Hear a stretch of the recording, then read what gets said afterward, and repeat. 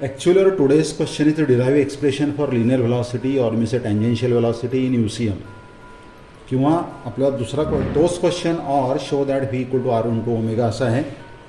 परंतु त्या क्वेश्चनचा आन्सर मिळवण्याच्या आधी आपल्याला हे जे दोन क्वेश्चन्स मी या ठिकाणी राईट केलेले आहे याचे आन्सर माहिती पाहिजे. क्वेश्चन असा आहे की how derivative of radius vector in UCM is velocity vector. Radius वेक्टरचा जर का डेरिव्हेटिव्ह आपण घेतला तर तो वेलॉसिटी वेक्टर कसा असू शकतो.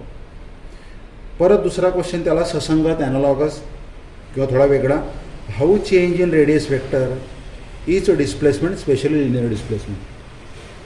बॉडी ही सर्क्युलर मोशनमध्ये आहे आणि सर्क्युलर मोशनमध्ये रेडियस वेक्टर असतो हे माहिती आहे आपल्याला, पण सर्क्युलर मोशनमध्ये लिनियर डिस्प्लेसमेंट कसं असू शकते त्याचा आपण विचार करूया आणि त्याचं एक्सप्रेशन थोडक्यात काढूया आपण. येथे या डायग्राममध्ये मी एक बॉडी सर्क्युलर मोशनमध्ये काढण्याचा प्रयत्न केलेला आहे. सर्क्युलर मोशनमध्ये बॉडी अँटी क्लॉकवाईज डायरेक्शनने फिरते आहे. That body is travelling just like this from A to B. आणि येथे A ह्या पोझिशनला रेडियस वेक्टर R बार आहे, B या पोझिशनला रेडियस वेक्टर हा दुसरा R बार आहे. दोघं रेडियस वेक्टर वेगवेगळे कारण त्यांच्या डायरेक्शन्स अपोजिट आहे. A पॉईंटला जर का व्हेलॉसिटी काढली तर या सर्कलला A पॉईंटला टँजंट काढायची, ही ती व्हेलॉसिटी. B पॉईंटला जर व्हेलॉसिटी काढायची असेल तर त्याच सर्कलला B पॉईंटला आपण टँजंट काढतो, ती तिथली व्हेलॉसिटी V. ओके, आता काय करायचं आहे आपल्याला हे प्रूव्ह करायचं आहे की A पासून B पर्यंत तर आपल्याला हा आर्क दिसतो आहे, कर दिसतो आहे, सरळ रेषा दिसत नाही आहे ज्याला मी एक्स म्हटलेलं आहे. मग ते लिनियर डिस्प्लेसमेंट कसं असू शकते तर तेच आपण आता खालच्या डायग्राममध्ये एक्सप्लेन करूया. हीच डायग्राम थोडी ब्रॉड लेवलवरती मी दाखवण्याचा प्रयत्न केलेला आहे. जसे हे पार्टिकल किंवा हा पार्टिकल वेगवेगळ्या पोझिशनला सर्क्युलर मोशनमध्ये आहे तर त्याच्या ह्या सर्कलवरती मी वेगवेगळ्या पोझिशन दाखवण्याचा प्रयत्न केलेला आहे. A या पोझिशनला रेडियस वेक्टर मी काढतो, तो OA बार, त्याला R1 बार म्हटलं. B ह्या पोझिशनला रेडियस वेक्टर काढतो, OB बार, त्याला R2 बार म्हटलं. दोघं वेक्टर वेगवेगळे आहे कारण त्यांच्या डायरेक्शन्स वेगवेगळे आहे म्हणून. A पासून B पर्यंतचं त्याची पोझिशन बदलली सर्क्युलर मोशनमध्ये, ती बॉडी A पासून B पर्यंत पुढे सरकली, मी त्याचं डिस्प्लेसमेंट एक्स बार असं झालं. तुम्ही या डायग्राममध्ये पाहू शकतात की जेव्हा हा अँगल BOA किंवा AOB, ज्याला मी डेल्टा थिटा म्हटलं आहे, हा खूप स्मॉल असेल, लहान असेल, तेव्हा हा जो आर्क AB आहे ही जवळजवळ सरळ रेषा असेल आणि म्हणून तो सरळ रेषेतील एका लाईनवरतील त्याचं डिस्प्लेसमेंट म्हणजे लिनियर डिस्प्लेसमेंट एक्स बार आहे. एक्स बारला मी लिनियर डिस्प्लेसमेंट असं म्हणतो. म्हणजे मी इथे सुरुवात करताना linear displacement is nothing but equal to x bar असं म्हणेल.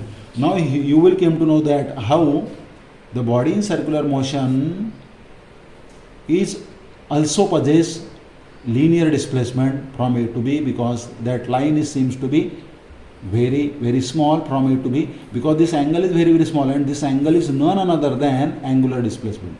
म्हणजे अँगलला म्हटलं तर अँग्युलर डिस्प्लेसमेंट, आर्क AB ही सरळ रेषामध्ये लिनियर डिस्प्लेसमेंट. ओके, त्याची व्हॅल्यू आपल्याला काढायची आहे. त्यासाठी तुम्हाला law of triangle of vector addition माहिती पाहिजे आणि that law of triangle of vector ॲडिशनवरून तुम्ही त्या लिनियर डिस्प्लेसमेंट एक्स बारची किंमत एक्सप्रेशन काढू शकतात. And that law of vector addition is just like this. एखादं ट्रायंगल जर असेल, त्या ट्रायंगलच्या साईड A, B आणि C जर असतील, त्यापैकी एक साईड A ही एक वेक्टर दर्शवत असेल A बार, दुसरी साईड त्याच्या ऑर्डरने त्याच पुढे क्रमाने हा दुसरा वेक्टर दर्शवत असेल B bar. The direction is just like this. A बारची डायरेक्शन ह्या साईडला, B बारची डायरेक्शन वरच्या साईडला, they are taken in order. तर तेव्हा त्याची जी तिसरी साईड आहे तो हा तिसरा वेक्टर मी इथे लिंक आउट करतो की ज्याची सुरुवात पहिल्या वेक्टरच्या स्टार्टिंग पॉईंटपासून होते आणि दुसऱ्या वेक्टरच्या एंड पॉईंटला होतो, तो म्हणजे C बार. आणि ऑफकोर्स दो C bar is nothing but C bar is equal to A bar plus B bar, A bar plus B bar equal to C bar. This is called as resultant vector. याला आपण resultant वेक्टरसुद्धा म्हणतो. Okay, आता मी काय करेल की मला जर का हा B बार किंवा हा A बार जर C बारमधून मायनस जर केला तर C bar minus a bar is nothing but b bar. This c bar minus a bar is nothing but this b bar. This is what we want to pay your attention. I want to pay your attention की दोन वेक्टरची subtraction इथे मी करतोय, C बार मधून ए बार subtract करतोय, तर मला हा बी बार ऑप्टेन होतोय. B bar is nothing but difference between this two vector C bar and A bar. This is what I obtain with the help of law of triangle of vector. आता आपण तोच triangle या ठिकाणी consideration करूया. येथे मी काय केलेलं आहे की ओ ए बी हा ट्रायंगल घेतला. ह्या ट्रायंगलमध्ये ओ ए हा एक वेक्टर आहे R1 बार, ए बी हा दुसरा वेक्टर आहे एक्स बार, ज्याला मी लिनियर डिस्प्लेसमेंट म्हटलेला आहे. नंतर ओ बी हा तिसरा वेक्टर आहे R2 bar. According to law of triangle of vector, O A bar plus A B bar equal to O B bar. So let me write here O A bar plus A B bar, O A bar plus A B bar is equal to O B bar. O A bar plus A B bar equal to O B bar. And let me put those values there. O A bar is nothing but a radius vector, first radius vector R1 bar, plus A B bar is nothing but displacement vector, linear displacement x bar, and O B bar is nothing but second radius vector R2 bar. Therefore, this R1 bar can be shifted to the right hand side. X bar is equal to R2 bar minus R1 bar. So this is how you can say that this x bar is linear displacement.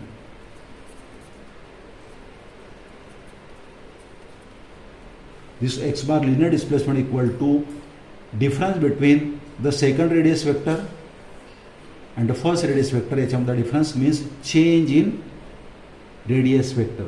Thus we can say that linear displacement x bar equal to change in